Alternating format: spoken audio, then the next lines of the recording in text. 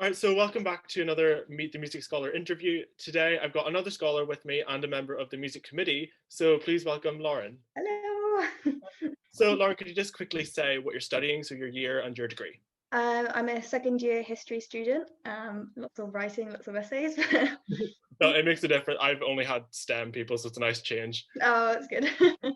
So I know you somewhat, but it was kind of hampered because obviously we had to leave so suddenly because of the I coronavirus know. pandemic. So could you just tell me a bit, when did your interest in music actually begin and how did you pursue it? So I've been playing since I was 6, actually. Um, and my parents just came up to me. I was actually in my living room and they just came up behind me, said, "Would you like to play the violin?" I said, "Yes," just thinking, "What's a violin?" And then it just started from there. Yeah. That's so cool. I've never heard anything like that. And 6 is so early. So I Yeah. assume you started so early, you must have had so many experiences along the way. I know talking to you, you've done some pretty cool orchestras and pieces. What would you say is your most memorable musical experience? You can do one or two. So two, actually, I'm going to give you two. I think my best, most memorable experience was um, for the first time getting invited with Penzance Youth String Orchestra to the Royal Albert Hall. And I was either 10 or 11 years old, and we were playing the Vivaldi Four Seasons, but with an electric guitar playing the solo. And I don't know if you've ever seen inside the Royal Albert Hall, but it's just usually it's classical music and usually it's quite just a nice a nice area, and then there's just this massive electric guitar just coming in and completely changing everything.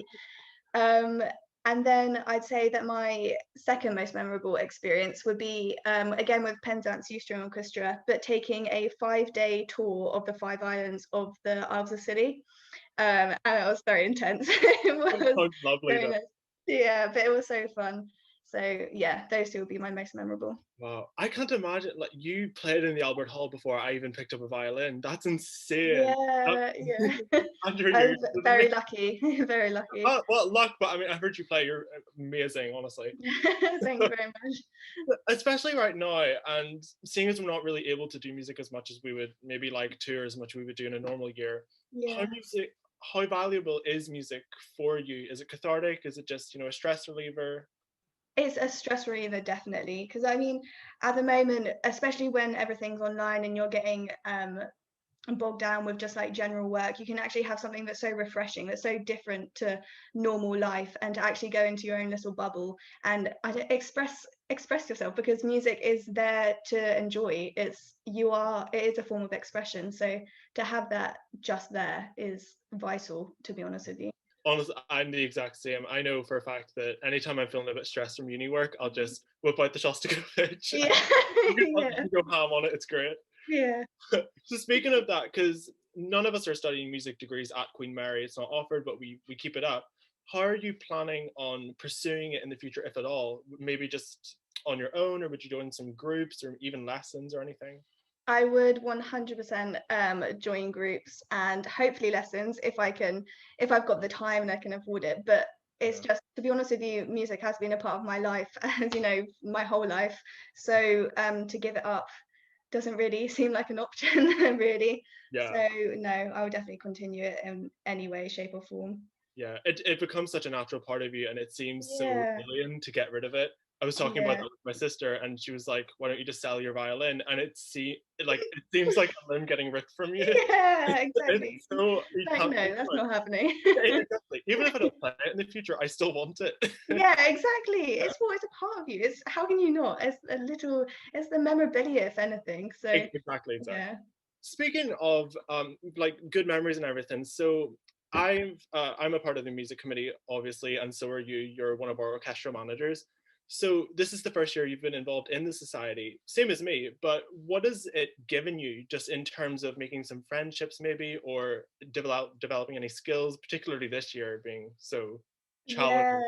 Well, to be honest with you, it's actually been really helpful because I've been able to expand my confidence and um, participating in my own ideas, and being involved in meetings which I hadn't usually been involved in, and also just kind of using your initiative to think how to work outside of the box in coronavirus times, how to maintain engagement, how to continue prospering as a music society. So it's been a massive curve, and I think everyone can agree on that, but it's actually been a really vital experience, I think. Yeah. And I think that's something which is very inherent to musicians. So we're very creative and we're very adaptable naturally. So Yeah, this year in particular, like I know as VP, we only function because you and everyone else does their roles properly. It's all yeah, about teamwork, and that's just like any sort of musical collaboration. It relies on everyone in the group. no, But exactly. thankfully, you're doing a great job. Yeah. No, no, no, you are. So just to kind of cap it off, would you have three chosen pieces that you just like to tell everyone watching that they should give a listen to? Yes, actually. My three chosen pieces would be the Four Seasons by Vivaldi, because of that memorable experience that I just always have a place in my heart. The Shostakovich String Quartet number 8, because again, yeah, that is also that's another piece I played with Penzance Youth String Orchestra, and that just, I don't know, it's so harsh and so full of fire, and it's the amount, it's so poignant because of the historical context behind it, and I do a history degree, so it's kind of, it's just the way it speaks to you, and how it's a little window into what life was like during the USSR and Yeah. what he had to do. So no, that is another one of my favorite pieces. Um, and finally, the Dvorak Four Romantic Pieces. And I don't really have a particular reason why I enjoy those, but I think just it's one of those pieces that personally I just find incredibly beautiful, and the contrasting movements between, with the little folk snippets in it intertwined into it, and I just find it beautiful.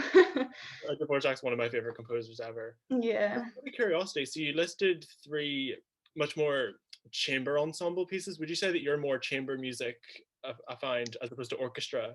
Yeah, definitely. I mean, I have experience in big orchestras with Mm. the whole shebang, but I've primarily played in string orchestras and chamber ensembles, quartets, and that sort of thing. And that's personally, I especially quartets, and I think everyone who plays music can agree. It's just the smaller the group is, more personal and Exactly. emotional it It's is. so So much more intimate whenever you're playing in a small group. yeah, And you yeah. have to, without a conductor, you have to communicate with every single person as if you are the conductor. Yeah, Yeah. exactly. And that's what Penzance Youth String Orchestra was. We never had a conductor, so it's, you have Really? to fine tune your listening so acutely. But then it makes everything better, and everyone can really see the relationship that you've got with the other players, and it Yeah. kind of revolutionizes music Yeah. playing, I find. I'm. Yeah. You played in the Albert Hall at 11 without a conductor. Yeah, I was at the back though. It's the people that you need to think about are the people that are playing in the first It's a violins. team effort. It's a team effort. Yeah. There you go. Well, this was amazing. Honestly, thank you so much for coming. I've learned so much more about you. It's been great. Yeah, Yeah. no, it's lovely actually. Yeah.